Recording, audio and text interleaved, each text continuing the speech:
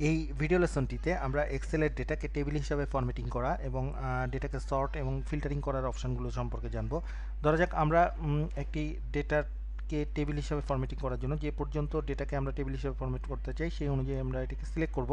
এবারে format as table select করে যে কোনো একটি টেবিল স্টাইল সিলেক্ট করলে একটি ডায়লগ বক্স প্রদর্শিত হবে। এখানে আমাদের ডেটার যে রেঞ্জে আমরা ডেটাকে টেবিল হিসাবে ফরম্যাট করতে চাই সেটি প্রদর্শিত হবে। প্রয়োজনে এটি এডিট করে দেওয়া যেতে পারে, আমরা ইচ্ছামতো এই রেঞ্জটি সিলেক্ট করে দিতে পারি। এখানে যেহেতু আমরা সিলেকশন আগে থেকে করে রেখেছি সেই জন্য এখানে সেটিংটি প্রদর্শিত হচ্ছে। আমরা ওকে করলাম। এবারে দেখুন টেবিল হিসাবে এটি সিলেক্ট হয়েছে। টেবিলকে বিভিন্নভাবে এডিট করার জন্য টেবিলের ডিজাইন ট্যাবটি ওপেন হবে। এখানে ফার্স্ট কলাম সিলেক্ট করে দেওয়া যায়।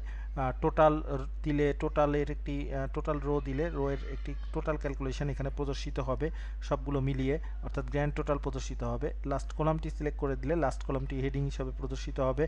এখানে টেবিলের বিভিন্ন স্টাইলকে আমরা সিলেক্ট করে পরিবর্তন করতে পারি আমাদের ইচ্ছে মতো। আবার টেবিলকে সামারাইজ করার জন্য এখান থেকে পিভট টেবিল আমরা সিলেক্ট করতে পারি।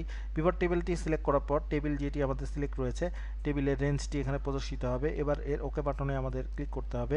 এখান থেকে আমরা যেগুলো আমাদের ইনপুট করা দরকার বা ইন টোটাল করার দরকার সেগুলোকে আমরা সিলেক্ট করে দিলে দেখুন এখানে পিভট টেবিলটি আমাদের তৈরি হয়ে যাবে এবং এখানে পিভট টেবিলটি প্রদর্শিত হবে। আমরা প্রয়োজনে আমাদের ডেটাকে সর্টিং করতে পারি টেবিল ছাড়াই। আমরা যদি ডেটাকে সর্টিং করতে চাই, আমরা যে রোয়ের ডেটাকে সর্টিং করতে চাই সেটিকে সিলেক্ট করব। ধরা যাক এই রোয়ের ডেটাগুলিকে আমরা সর্টিং করতে চাই। এটি সিলেক্ট করার পরে সর্টিং অপশনে ক্লিক করব, সর্টিং অ্যান্ড ফিল্টারিং।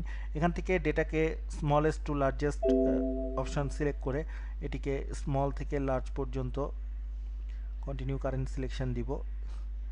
এটি ছোট থেকে বড় আকারে সজ্জিত হয়ে গেছে। পুনরায় আমরা যদি এটিকে বড় থেকে ছোট আকারে সজ্জিত করতে চাই, সর্ট লার্জেস্ট টু স্মলেস্ট আমরা এটি সিলেক্ট করব এবং কারেন্ট সিলেকশন অপশন সিলেক্ট করব। এবারে সর্টিং দিই, দেখুন এটি বড় থেকে ছোট অবস্থায় আমাদের সর্টিং হয়ে গেছে। আমরা চাইলে ডেটাকে ফিল্টারিং করতে পারি। এখান থেকে ফিল্টার অপশানটি সিলেক্ট করলে ফিল্টারের বিভিন্ন অপশান এখানে প্রদর্শিত হবে। এখানে একটি ঘর প্রদর্শিত হবে। এখান থেকে আমরা যে ধরনের ফিল্টারিং চাই, যেমন যে ডাটাটি আমরা আনসিলেক্ট করে দেব, এবার ওকে বাটনে ক্লিক করব। ডাটাটি এখান থেকে আর প্রদর্শিত হবে না। আমরা যদি আন্ডু করি এখন কিন্তু এই ডাটাটি প্রদর্শিত হবে।